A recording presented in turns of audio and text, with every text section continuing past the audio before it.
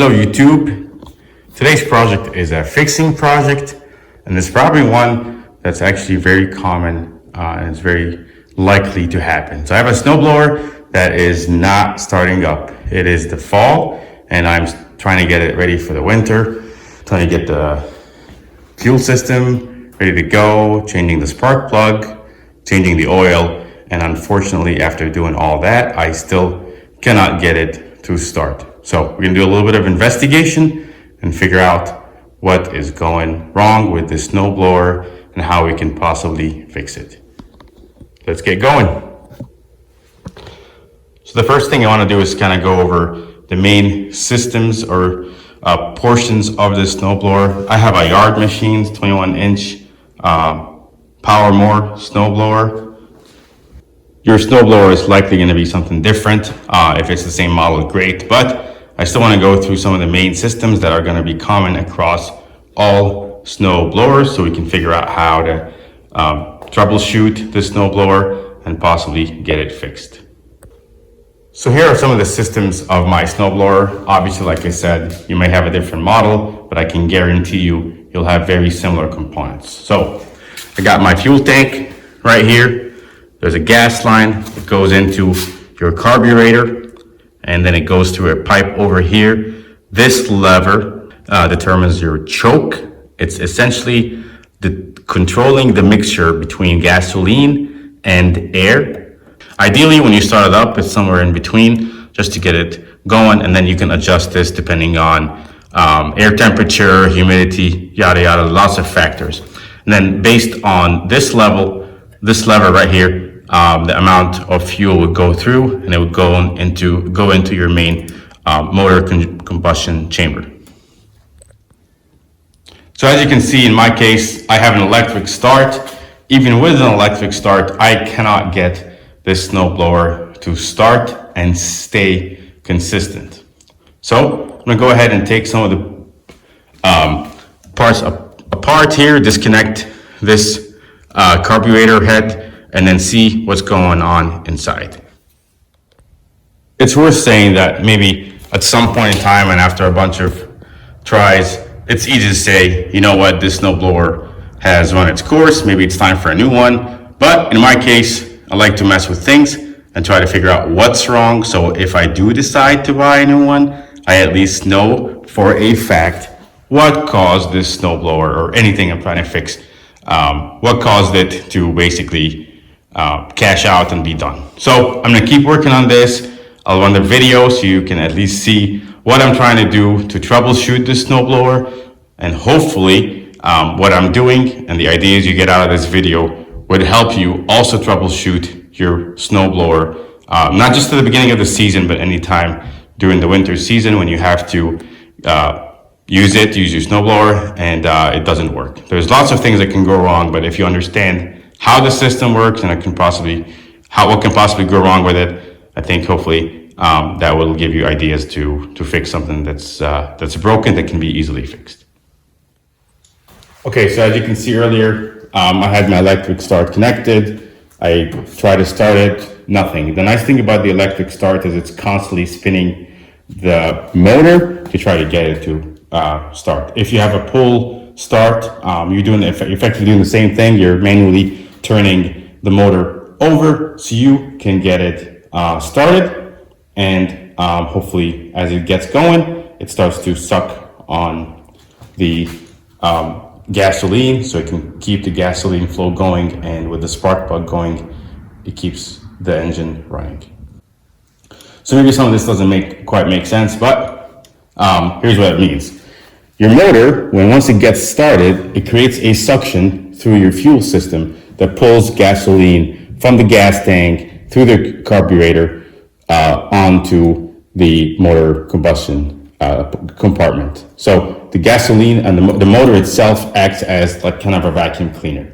If you can't get the engine started, then it will not continuously pull fuel from your fuel system. That's why we have a primer. The idea of a primer is that it manually sucks some of the gasoline in, so you can have a little bit of gasoline in the combustion chamber, and once you start the motor, then your spark plug gets going, then it initiates that process by starting that first combustion and getting the motor turning on its own. And as the motor continues to run, then it continues to suck gasoline out of the fuel system and keeps it running. In my case, that's not happening. So I know that initial spark isn't actually causing anything. Most likely, as you saw earlier, even though I had the electric start going for quite a bit of time, about 15 seconds or so, which is quite long, it would not actually get the engine started. So I'm suspicious of the entire fuel system over here. So the first thing I'm gonna do is I'm gonna start checking the fuel flow from the gas tank into the carburetor. So I'm gonna disconnect this hose right here. Like I said, every design is different, every model is different, but there's always going to be a line, rubber hose just like this going from your gas tank to your carburetor. You can easily find it, but this is in my case, it looks like this. So I'm gonna try to disconnect this and see what I can find. Okay, see, what I'm looking for here is that I am able to see gasoline getting to this point. There's nothing blocking the gas flow from the gas tank into the carburetor. So pull this hose and I can see a bunch of gasoline coming through. So it's good up to here. So that's a good data point. So I'm gonna plug this back in and then go on to the next step, which is the carburetor itself.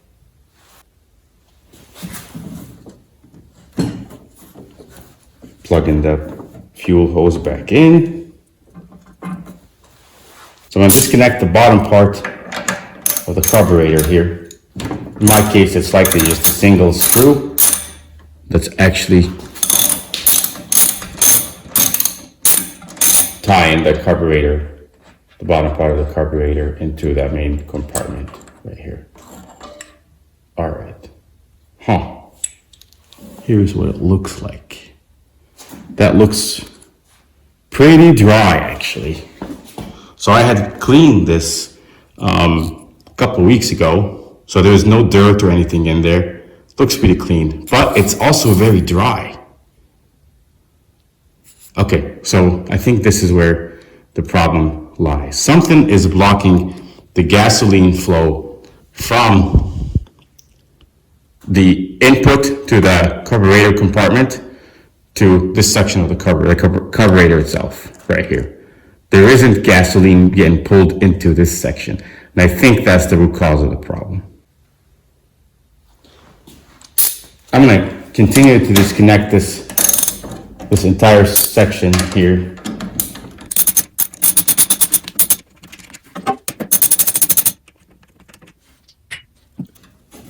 I'm gonna pull the spark plug. Don't need that.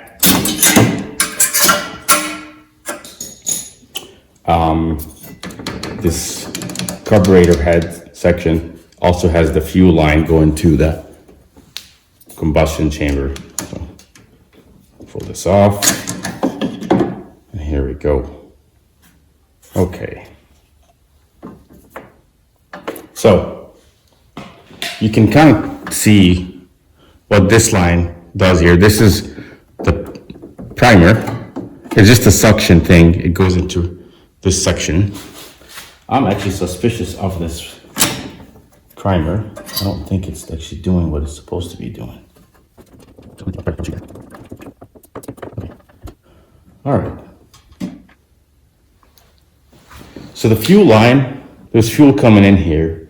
There's a little pipe that goes into this section of the carburetor, and then it kind of filters it, cleans it up, and then it goes up into this little chamber.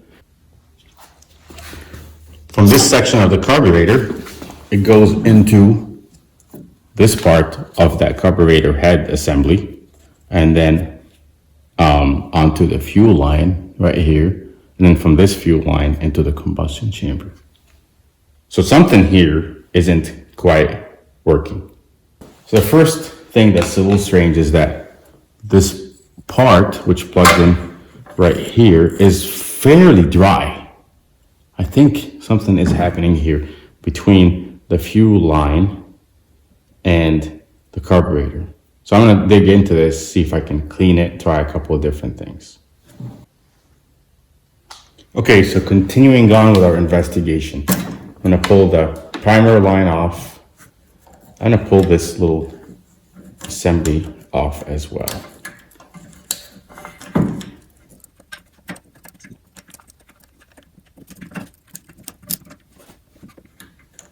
Just a little rod. Looks like this. It's holding this piece in place.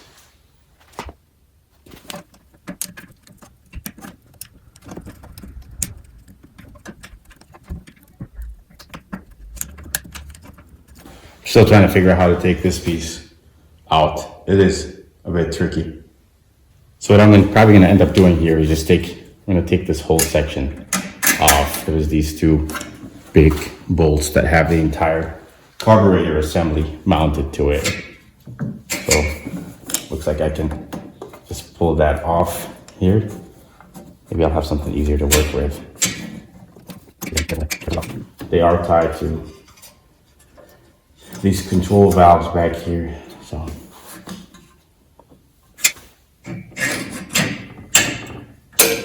There we go.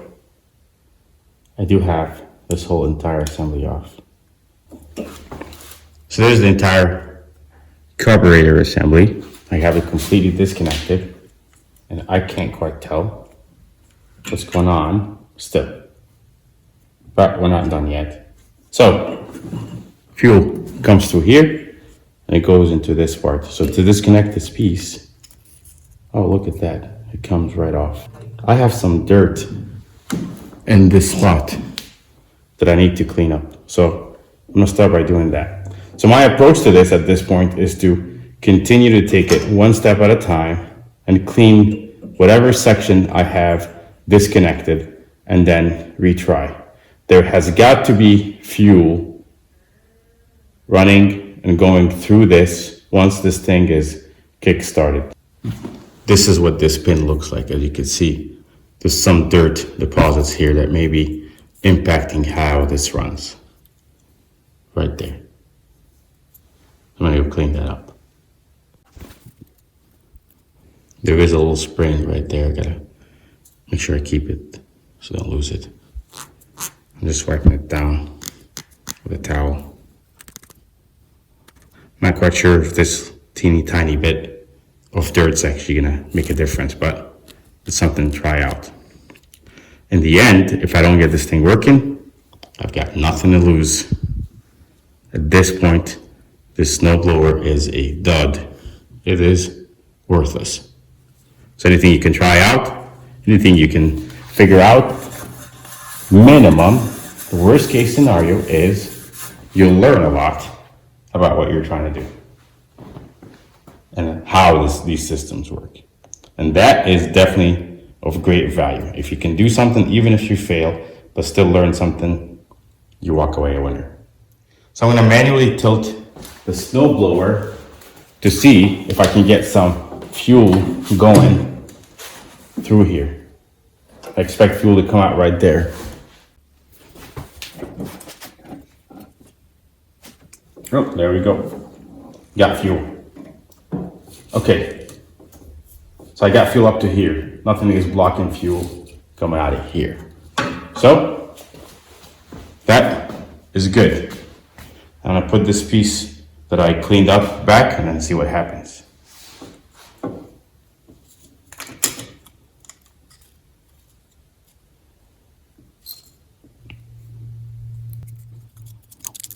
Gotta keep this spring on it while I insert it through here. There we go. The spring just keeps it attached like this. Obviously, like I said earlier, you may have a completely different model, different style. So just keep track of the steps when you're disassembling something. So in my case, I had this little metal rod that kept it in place. So I'm just reversing the order of operations here from when I disconnected it. Just keep track of that when you're doing your model.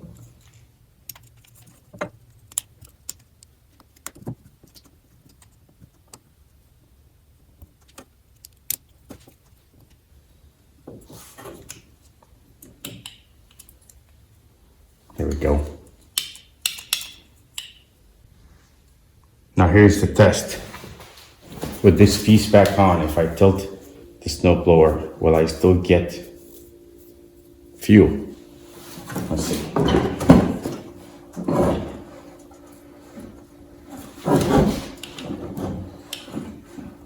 Yep, I'm getting fuel now. As you can see, it's coming through. I wasn't getting that earlier, but now I am. So I think I'm a little bit ahead. I did make a difference. By pulling this piece off and cleaning this assembly, I think I did something. Now I could see gasoline coming through the fuel system. I think at this point, it is worth putting it back together and seeing if this thing will run.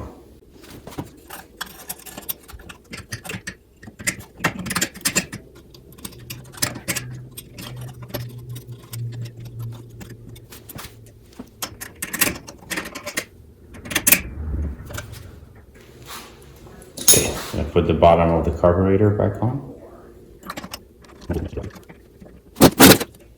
Now most models will have like some kind of spring and a rod that connects to this carburetor assembly. So in my case, I don't know if you can get a good view. It's back here. It's a carburetor and a rod.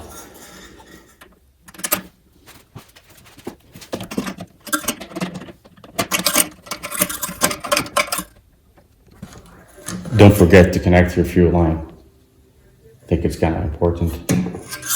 I've done that before. Spark plug.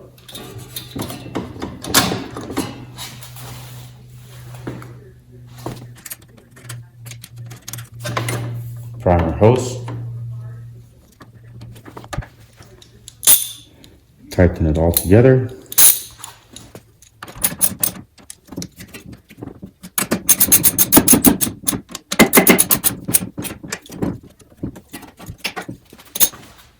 Okay, let's give it a shot.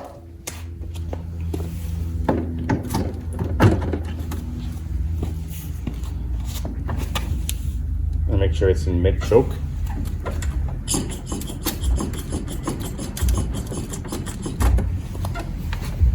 Prime it. Here we go.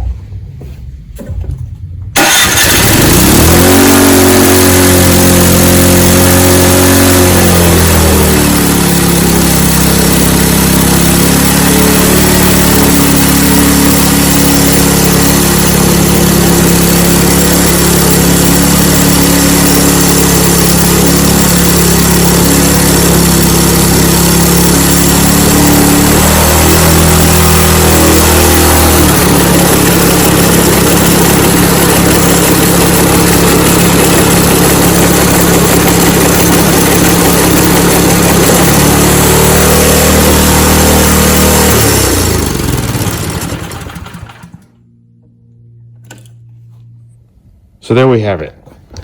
A little bit of troubleshooting on the fuel line, and then got this thing back up and running. So it's worth mentioning a couple of things. After it ran for a while, obviously I kept it going. What I was looking for here is that it might run for a little bit, then if you turn it off, turn it back on, it might not start. Again, the idea is if there was a clog in the fuel line or the fuel system, it will prevent it from starting back up. So I tried it again and it ran. But once it's up and running, typically your choke is somewhere in between fully open and fully closed. So I'm gonna run a video here and show you what happens when the choke is actually changed. I'm gonna change the choke control, and then you can hear the engine running. I shouldn't have to prime it since I've already ran it once, but here we go. Again, choke is somewhere in between.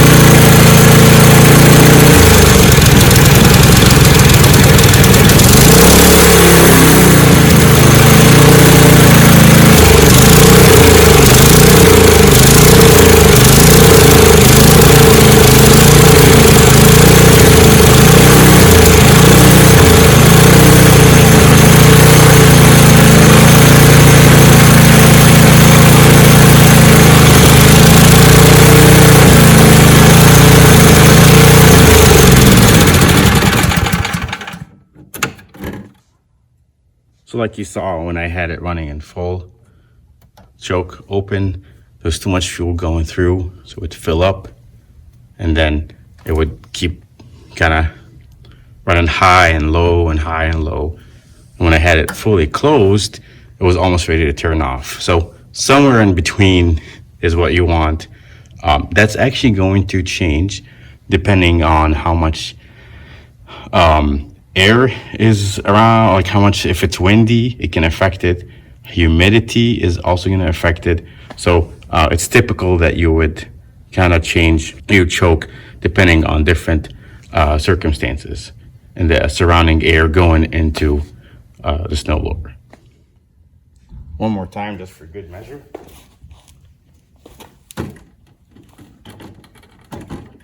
Choke's in the middle. You shouldn't need to prime it. Here we go.